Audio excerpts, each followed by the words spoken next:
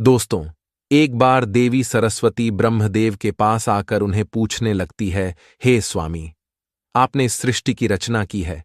आपने अपने मन से तथा शरीर के पृथक पृथक अंगों से अनेक ऋषि मुनियों को प्रकट किया है तथा अनेक सुंदर सुंदर अप्सराओं, गंधर्वों तथा देवताओं को भी प्रकट किया है।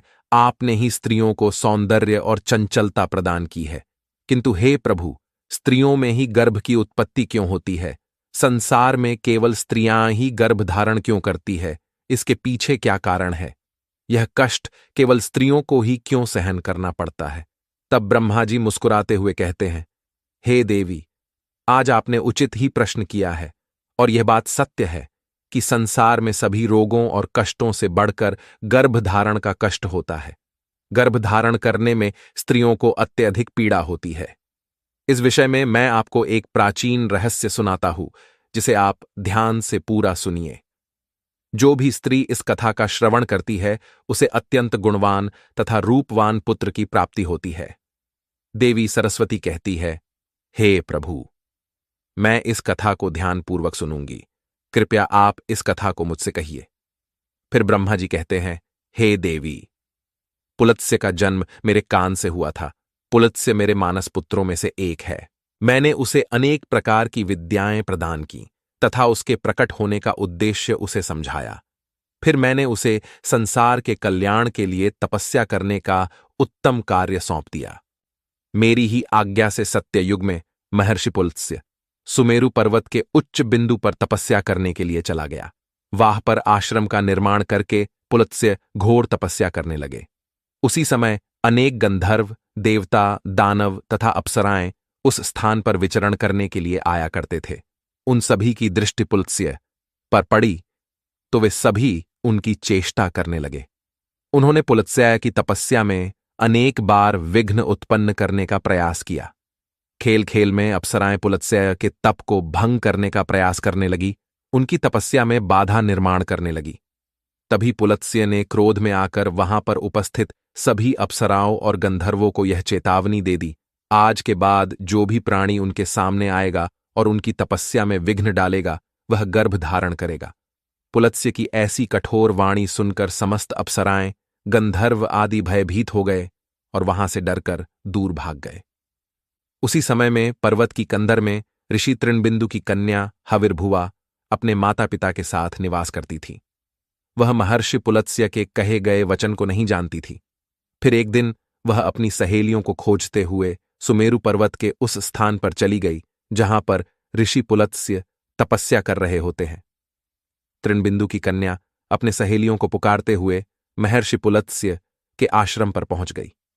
जब हविर्भुवा महर्षि पुलत्स्य के सामने आकर खड़ी हो गई तो उनकी दृष्टि उस स्त्री पर पड़ी। महर्षि पुलत्स्य की दृष्टि पड़ते ही पुलत्स्य के श्राप का प्रभाव उस पर पड़ने लगा। तत्काल ही उसका शरीर पीला पड़ने लगा और वह उसी क्षण गर्भवती हो गई।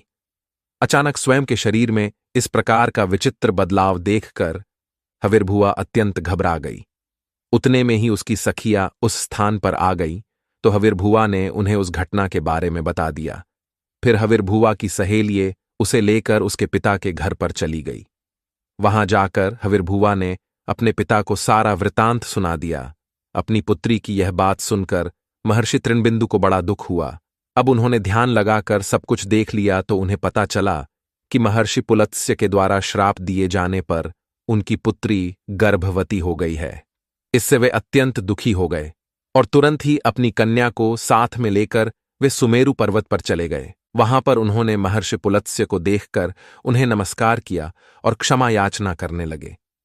ऋषि तृणबिंदु कहने लगे, हे महर्षि, आप तो साक्षात ब्रह्मा जी के मानस पुत्र हैं। सारे संसार में आपकी कीर्ति है। आप परम दयालु और परम कृपालु हैं। आज मेरी पुत्री के द्वारा अनजाने में ही अपराध हुआ है। वह आपके द्वारा कहे गए कथन से अनजान थी। आप ही के श्राप के कारण आज मेरी पुत्री गर्भवती हो गई है। यह संसार की पहली स्त्री है जो गर्भवती बनी है। इसीलिए हे मुनिवर, अब मेरी पुत्री से कौन विवाह करेगा? इसे तो कलंक लग जाएगा। इसीलिए मैं आपसे प्रार्थना करता हूं कि आप मेरी कन्या को पत्नी के स्वरूप में ग्रहण कीजिए। मेरी कन्या सर्वगुण संपन्न है। उसके मन में किंचित मात्र भी दोष नहीं है। वह अनजाने में ही आपके श्राप को ग्रहण किया है। यह सदैव ही आपकी सेवा में तत्पर रहेगी। इस प्रकार से ऋषि तृणबिंदु ने आदरपूर्वक महर्षि पुलत्स्य से विनती की। तृणबिंदु के आदर सत्कार और स्तुति से महामुनि पुलत्स्य अत्यंत प्रसन्न हुए और हविर्भुवा को दिए गए श्राप से उन्हें बड़ा दुख हुआ। फिर उन्होंने ऋषि तृणबिंदु को आश्वासन देते हुए कहा, हे मुनिवर, मैं आपकी स्तुति से अत्यंत प्रसन्न हूं। मेरे ही श्राप के कारण तुम्हारी कन्या गर्भवती हुई है, इसीलिए मैं तुम्हारी कन्या को मेरी पत्नी के रूप में ग्रहण करता हूं। इसीलिए तुम अब चिंता ना करो। इस प्रकार से महर्षि पुलत्स्य ने ऋषि तृणबिंदु की कन्या हविर्भुवा को पत्नी के रूप में स्वीकार किया। तदनंतर तृणबिंदु की कन्या हविर्भुवा महर्षि पुलत्स्य के साथ उनके आश्रम पर ही रहने लगी और दिन रात सच्चे हृदय से उनकी सेवा करने लगी। महर्षि पुलत्स्य भी देवी हविर्भुवा की निस्वार्थ सेवा, पतिव्रता धर्म और भक्ति से अत्यंत प्रसन्न हुए और उनसे कहा, हे देवी, मैं तुम्हारी सेवा और भक्ति से अत्यंत प्रसन्न हूं, इसीलिए मैं तुम्हें मेरे ही समान पुत्र की प्राप्ति होने का वरदान देता हूं। जिस समय तुम मेरे सामने आई थी उस समय मैं वेदों का पाठ कर रहा था और तुमने वेदों का श्रवण भी किया है। इसीलिए तुम्हारा पुत्र चारों वेदों में पारंगत होगा और समस्त संसार को वेदों का ज्ञान प्रदान करेगा। तुम्हारा यह पुत्र सारे संसार में विश्रवा के नाम से प्रसिद्ध होगा। फिर कुछ समय के उपरांत देवी हविर्भुवा ने एक अत्यंत गुणवान पुत्र को जन्म दिया। महर्षि पुलत्स्य के कथनानुसार उस पुत्र का नाम विश्रवा रखा गया। विश्रवा अपने पिता महर्षि पुलत्स्य के समान ही विद्वान, सत्यवादी और धर्म का पालन करने वाले थे। उनकी ख्याति संपूर्ण विश्व में हुई। उनकी कीर्ति और महानता को देखते हुए महर्षि भारद्वाज ने अपनी पुत्री इडविला का विवाह उनके साथ कर दिया। फिर मुनि विश्रवा की पत्नी इडविला के गर्भ से एक पुत्र का जन्म हुआ, जिसका नाम वैश्रवण रखा गया। वैश्रवण का ही एक नाम कुबेर है। कुबेर जी ने ब्रह्मा जी को प्रसन्न करने के लिए कठोर तपस्या की। फिर कुबेर की तपस्या से प्रसन्न होकर ब्रह्मदेव ने उन्हें वरदान दिया और उन्हें उत्तर दिशा का स्वामी तथा धनाध्यक्ष बना दिया।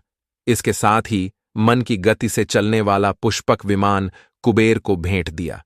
कुबेर जी धन के स्वामी हैं। गंधमादन पर्वत पर स्थित संपत्ति का चौथा भाग कुबेर जी के ही नियंत्रण में है। कुबेर जी ने उस धन का 16वां भाग मनुष्यों को प्रदान किया। महर्षि विश्रवा की दूसरी पत्नी का नाम कैकसी था। एक बार भगवान शिव ने माता पार्वती के लिए अत्यंत सुंदर महल का निर्माण करवाया था, जिसे लंका नाम दिया गया। उस लंका के गृह प्रवेश के समय भगवान शिव ने ऋषि विश्रवा को भी निमंत्रण दिया हुआ था। ऋषि विश्रवा अपनी पत्नी को लेकर लंका के गृह प्रवेश में गए थे। जब भगवान शिव ने ऋषि विश्रवा को दान मांगने के लिए कहा, तब विश्रवा की दुष्ट पत्नी कैकसी ने छल से उन्हें लंका मांगने के लिए विवश कर दिया। और भगवान शिव तो भोलेनाथ हैं, उन्होंने विश्रवा को लंका दान में दे दी, जिससे माता पार्वती को अत्यंत क्रोध आ गया और उन्होंने कैकसी को श्राप देते हुए कहा, आज तुमने मेरे पति से जिस सोने की लंका को मांगा है, एक दिन वे ही तुम्हारी इस सोने की लंका को जलाकर भस्म कर डालेंगे। जिसके बाद विश्रवा जी ने भगवान शिव द्वारा प्रदान की गई सोने की लंका को अपने पुत्र कुबेर को प्रदान की, किंतु बाद में कैकसी के पुत्र रावण ने कुबेर से वह लंका छीन ली। लेकिन त्रेता युग में भगवान शिव के अवतार हनुमान जी ने उस सोने की लंका को जलाकर भस्म कर डाला।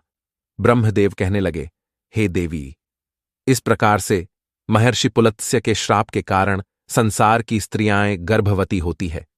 मैंने संसार की समस्त स्त्रियों को पुरुषों से भी अधिक सहनशील बनाया है। उनमें हर दुख को सहन करने की क्षमता पुरुषों से अधिक है। इसीलिए स्त्री की रचना करने में मुझे सबसे अधिक समय लगा। गर्भ धारण करना यह स्त्रियों के लिए श्राप रूपी वरदान ही है। मैंने स्त्रियों के अंदर ममता और प्रेम का भाव डाल दिया, जिससे स्त्रियां अपने बालक का लालन पालन कर सके। इस संसार में स्त्रियों की तुलना किसी से नहीं की जा सकती। स्त्रियां ही इस संसार की आधार है। इसीलिए इस संसार की सर्वश्रेष्ठ रचना स्त्री को ही कहा गया है। तो दोस्तों, इस प्रकार से महर्षि पुलत्स्य के श्राप के कारण ही संसार की स्त्रियां गर्भवती होती है।